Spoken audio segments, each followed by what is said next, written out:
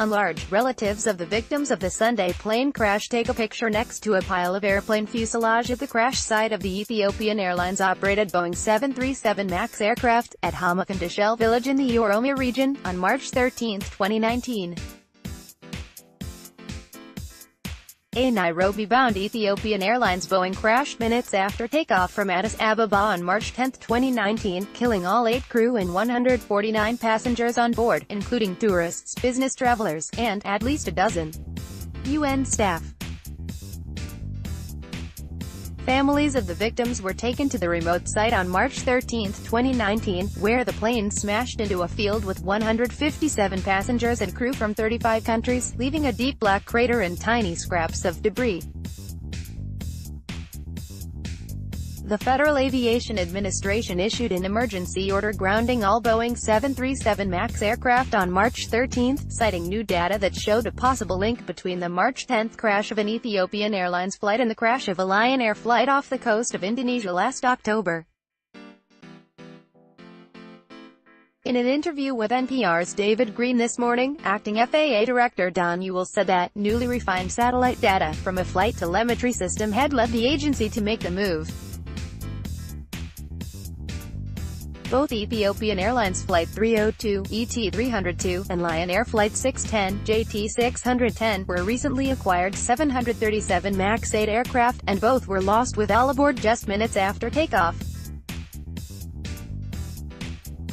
According to the emergency order issued by the FAA, new information from the wreckage concerning the aircraft's configuration just after takeoff that, taken together with newly refined data from satellite-based tracking of the aircraft's flight path, indicates some similarities between the ET-302-JT-610 accidents that warrant further investigation of the possibility of a shared cause for the two incidents that needs to be better understood and addressed. The source of the data in question is a combination of telemetry feeds from the flight's Automatic Dependent Surveillance (ADS) system.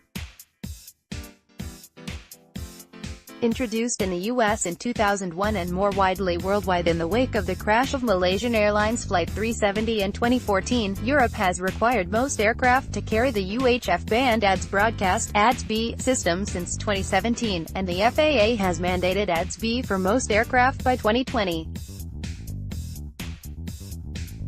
While ADS-B data was initially meant to be picked up by other aircraft and ground stations, it is also tracked by satellites.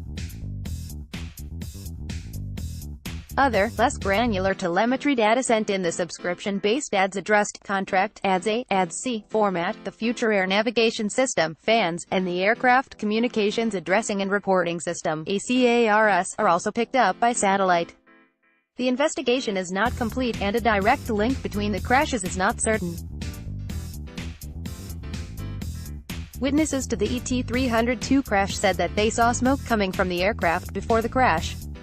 But the vertical speed profile of ET-302 transmitted via the aircraft's ADS-B telemetry showed a similar pattern of sudden dives to that of JT-610. ADS-B data recorded for ET-302 by Flight Radar 24 shows that the aircraft, after reaching an altitude of 8,025 feet, suddenly dipped, plunging 400 feet before recovering briefly.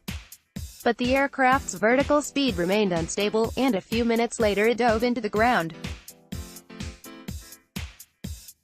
Enlarge. Data from Ethiopian Airlines Flight 302 shows a sudden dip in its ascent out of Addis Ababa. The vertical velocity of the airplane was unstable within moments after takeoff. The damaged flight data recorder from ET-302 has been sent to France for further analysis.